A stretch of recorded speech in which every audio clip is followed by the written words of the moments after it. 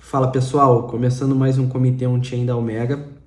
Hoje a gente vai diretamente para os indicadores on-chain. Não tivemos muitas notícias importantes para que ganhassem destaque, e hoje eu trouxe um on-chain um pouco diferente. A gente vai analisar aí o panorama das blockchains de primeira camada e entender como esse setor está se comportando, quais são as principais criptos que estão performando melhor, quais criptos estão mostrando métricas interessantes. Então vamos começar aqui com um panorama aí das Layer 1 versus Bitcoin, analisando a performance relativa do preço de cada uma versus o Bitcoin. Aqui algumas das principais. A gente vê que, né, no ano de 24, a gente está olhando aqui basicamente de janeiro de 24 até hoje, setembro, as duas únicas blockchains de primeira camada que estão com performance acima do Bitcoin são a Tom, do Telegram, que acumula uma performance de 66% versus Bitcoin, e a Binance Coin, a BNB, que acumula performance aí de 28%, né, 27,9%, e a Tron com uma performance positiva de 1,5% versus Bitcoin. As demais ficaram abaixo, né, principalmente o Ethereum, né, performando aí quase 30%, né, 26,8% abaixo do Bitcoin. E a Cardano, que, né, assim, a Cardano eu não sei qual é o propósito dela existir, porque comparando-se às outras, né, principalmente Solana, Ethereum, Tron, até a própria Tom agora, né, em termos de aplicações, de desenvolvedores, de volume de TVL, né, de transações diárias, enfim, a Cardano é inexistente em todos os aspectos. Então acho que ela já até saiu do top 10 de market cap. Eu acho que, na minha concepção, vai continuar caindo aí, porque hoje a gente tem, né, nem esse gráfico aqui não mostra a Sui, por exemplo. A Sui também está com uma performance acima do Bitcoin aí de quase 100%, né? Então tá bem forte a Sui também. Então a competição hoje para a Cardano tá muito difícil. A Cardano, que é uma das primeiras aí. E aqui a gente trouxe a performance de cada uma em dólar, né, para a gente ver isoladamente. Aí eu selecionei aqui no TradingView, acho que a gente gosta de observar. Então também olhando numa janela desse ano, de janeiro para cá, a Sui 130%, BNB 85%, a Tron 46%, né, a Solana 30%, a NIR 30%. Então a gente consegue ver aí as outras demais. Coloquei ali duas segundas camadas, mas que comportam-se como primeiras, né? A Optimism e a Arbitrum estão com performance muito ruim aí, menos 58,9 e menos 68,7 respectivamente. Muito pela narrativa mais fraca aí do Ethereum em si, e por esse problema que o Ethereum está passando, né, dessa liquidez fragmentada, tudo que a gente já falou aqui em outros comitês, né? Se vocês quiserem olhar aí no canal, tem vários vídeos sobre isso. Agora a gente vai destrinchar um pouquinho mais as métricas né, individuais aí, mais fundamentalistas de cada uma. Primeiro, começando por endereços ativos diários. A gente vê que a Solana domina essa métrica, né, com quase 4,5 milhões de endereços, né, diários. É uma média até talvez maior que isso. Eu vi que no mês a Solana está batendo quase 100 milhões de usuários ativos mensais, né? Então isso é muita coisa. O varejo todo de cripto, eu digo varejo não dos investidores, mas dos desenvolvedores, né, que lançam produtos, sejam eles meme coins, aplicações, qualquer tipo de coisa. Hoje está muito mais voltado aí para Solana do que para o restante, mas a gente vê que a NIR e a Tron estão competitivas nesse aspecto também. Logo abaixo ali da Solana, a NIR fica em segundo e a Tron em terceiro. Colocando bastante, aí uma média de 2 milhões de endereços ativos a Tron, né? Tem crescido depois de algumas modificações que a Tron fez, e a NIR também está com acima de 3 milhões, quase 4 milhões de endereços ativos diários, né? O que é bastante coisa. Na questão do TVL, o Ethereum continua soberano. Eu poderia ter até colocado em escala log esse gráfico aqui para ver melhor, mas o Ethereum continua soberano aí nesse aspecto, com 46 bilhões de dólares em TVL, que a gente está olhando em dólar, né? Não em moeda nativa de cada blockchain, fica mais fácil de olhar assim. Em segundo, a gente vê que a Tron está com 7,3 bilhões. Cara, note que a Tron está aparecendo aqui em vários... tá muito bem colocada nesses aspectos aqui, em várias métricas que a gente está olhando. Até por isso eu separei no final do on-chain algumas métricas específicas da Tron, que eu acho que a Tron tem tudo aí para ter uma performance excelente daqui para frente. O mercado, as condições macro melhorando, né? O Bitcoin voltando a subir. Cara, a Tron pode surpreender a todo mundo. Aí eu vou falar um pouco mais sobre isso depois. Mas a gente consegue ver que todas essas métricas aí, a Tron está em segundo, em terceiro, competindo com as grandes blockchains. A Tron, que é uma blockchain de Layer 1 bem antiga, né? Foi lançada há muito tempo atrás, né? Foi antes da Solana, antes da Sui, antes da Arbitrum, antes dessas todas novas aí que a gente conhece, da Atom também. Aqui a gente está vendo a contagem percentual de transação para todas as majors Layer 1s, né? Excluindo Solana e BNB, porque a Solana fica muito acima, né, desse número aqui, então fica um pouco discrepante se a gente colocar a Solana, e a BNB provavelmente também, porque, né, inclui ali a Binance, então deve ter bastante transação. Mas a gente vê que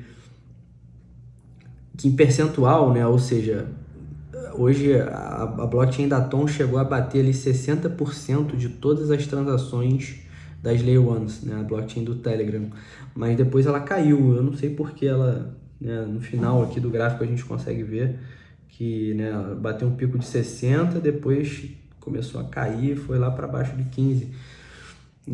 E em segundo a gente consegue ver aqui a Tron, essa aqui, batendo aí mais de 30% das transações de todas essas blockchains aqui, incluindo o Ethereum, né, que é algo bem significativo aí, né, bem relevante para a Tron.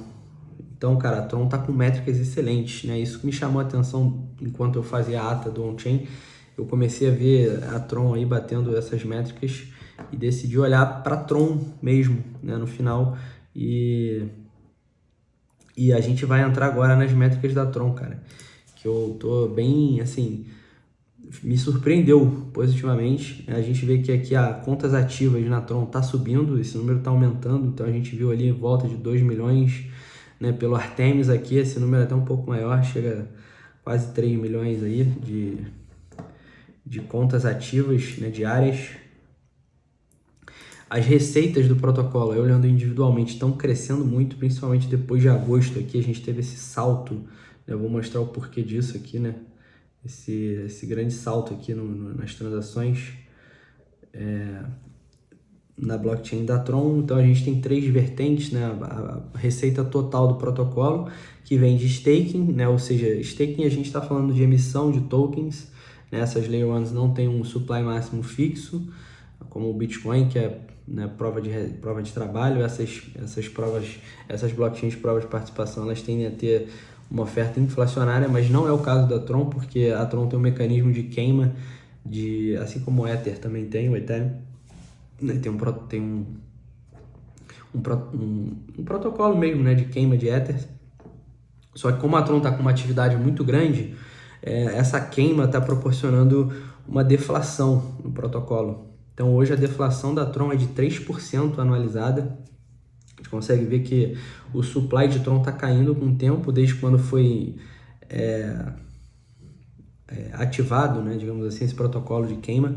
E hoje essa deflação na Tron ela é de 2,94% ao ano, né, o que é bastante, né, assim, uma deflação relevante. Todo esse crescimento que a gente viu ali das receitas, né, e até essa queima também é proporcionalmente ligado a isso. A gente está falando depois do lançamento do Sunpump Meme, que é uma plataforma para lançamento de meme coins. A gente lá na feira de Singapura conversou com o pessoal da Tron, eles comentaram sobre isso, que depois desse lançamento, cara, as métricas da blockchain mudaram, explodiram. Então a gente consegue ver aqui que muitos tokens, né, foram adicionados na blockchain aqui logo no início desse lançamento, provocando uma demanda muito grande pela Tron. E hoje a Tron ainda, né, é soberana aí nas transações de Tether, que é a principal stablecoin do mercado. Não podemos nos esquecer disso, né, que a rede mais usada aí para transferência de USDT, e isso também gera receita para blockchain, né? Como se fosse um banco transferindo, né, sem ser via Pix, por exemplo. Os bancos aqui no Brasil, quando transacionavam por TED, pagavam uma taxa por essa transação, os usuários pagavam uma taxa e os bancos arrecadavam bastante dinheiro, e é exatamente o que acontece com a Tron, né? Acho que, se eu não me engano, é $1 por transação, dependendo de alguma exchange ou outra, tem uma taxinha, né, da exchange, vai para 1.3, 1.5, dependendo de dólar, de USDT, né? Então isso gera uma receita também grandiosa, né, para a Tron, mas agora a gente está vendo a Tron entrar em outros nichos do mercado, como meme coins, que em cripto isso não pode ser ignorado, por mais que, né, isso não seja muito sustentável, seja mais um cassino do que qualquer outra coisa, isso atrai muita gente, atrai muito volume, né? Então isso não pode ser ignorado. É claro que teve um hype inicial, depois, né, isso estabilizou, né, quer dizer, a criação de novos tokens, né? Ou seja, cada dia foram sendo lançados menos tokens porque o hype passou, mas a gente vê que o número total de tokens está, né, chegando quase a 100 mil aí, depois dessa nova plataforma. E a Tron também, como uma blockchain de prova de participação, ela tem staking. Ela lançou recentemente um stake 2.0, que, pelo que eu entendi, né, parece ser tipo o Ethereum, né, que a gente pode fazer o staking de Tron e pegar um token sintético e para você usar em DeFi. Então a Tron também está expandindo, né, a sua plataforma aí para DeFi, que em DeFi, na verdade, a Tron não é muito forte, não tem muitas aplicações, mas com esse novo modelo de staking pode ser possível que isso vá crescer também. Então, cara, eu tô gostando muito dessas métricas, cara, gostando muito mesmo. Então, acho que Tron, por que ela pode performar muito bem? Primeiro, a gente viu aqui que os fundamentos estão muito bons.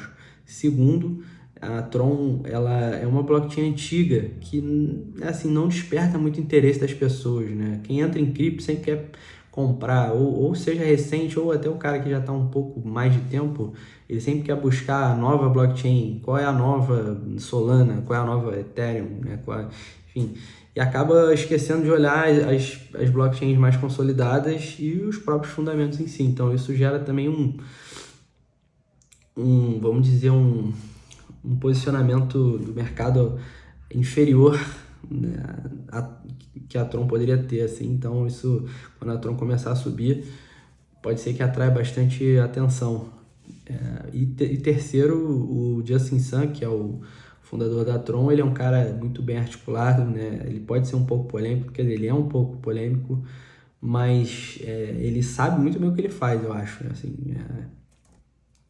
Por mais polêmico que ele possa ser, ele está colocando a Tron num caminho muito interessante, né? E ele é um cara que tem uma riqueza muito grande, então ele pode financiar aí projetos. Até acho que foi ontem ou anteontem, uma coisa curiosa, aquele rapper americano, cantor, sei lá, aquele Ty Dolla Sign, né? O Ty Dollar, eu acho, sei lá, não sei o nome. Mas ele, sem querer, ele tinha comprado o Sandog, a meme coin da Tron, ele mandou pro endereço da própria Sandog, né? Sem querer. E achando que tava mandando pro endereço de Tron dele. Então ele perdeu aí nessa brincadeira $500 mil. O Justin Sun viu que ele postou no X e rapidamente respondeu o tweet falando que ele, né, tava seguro e que ele mandou $500 mil em Tron para ele repor essa perda. Então ele é um cara que é polêmico, assim, ele gosta de aparecer também, mas ele tem muito dinheiro, então ele pode financiar aí muitas coisas para Tron sem o menor problema. Como essa plataforma de meme coins, ele colocou lá acho que $10 milhões para financiar os projetos iniciais. Então, cara, gostei bastante mesmo enquanto eu fazia essa ata aqui da Tron, e sem dúvida é um projeto para ficar de olho e tem carteira, porque a gente viu que contra o Bitcoin ele está mostrando uma performance, mesmo que baixa, mas ele está acima, né? Poucos projetos estão performando acima do Bitcoin nesse ano. Se a gente pegar aqui, cara, eu vou chutar um número, mas provavelmente é menos de 5% dos projetos que existem estão, né, descartando essas meme coins aí, cara, que enfim, isso chega um momento performa acima, depois abaixo, mas com certeza é um dos pouquíssimos projetos que está com uma performance acima, ou pelo menos acompanhando o Bitcoin, né? Seja ali 1,5%, tive ali 1,5% acima, está um pouquinho acima, mas está acompanhando a performance do Bitcoin, né, nesse ano. Então, sem dúvida, cara, um projeto para ficar de olho. nessas novas atualizações, e pelo que a gente conversou lá com o pessoal, tem o roadmap aí, o lançamento de uma Layer 2 de Bitcoin na rede da Tron, como a Stacks, por exemplo. Então isso é uma narrativa forte em cripto, a gente viu a Stacks ter um crescimento muito forte, até por certo hype também, mas o produto dela agora vai lançar um upgrade que vai de fato ter essa integração com o Bitcoin, você vai poder usar o Bitcoin DeFi ali dentro da Stacks. Se a Tron conseguir fazer isso, né, ela tem muita liquidez pelo USDT, então, cara, isso vai atrair mais capital para a Tron, mais desenvolvimento, mais desenvolvedores, perdão, e numa narrativa muito forte como uma Layer 2 Bitcoin. Então, cara, sem dúvida ficar de olho na Tron aí. Beleza, pessoal? Esse foi mais um on-chain da Omega. Hoje um pouco mais curto, mas bem detalhado aí.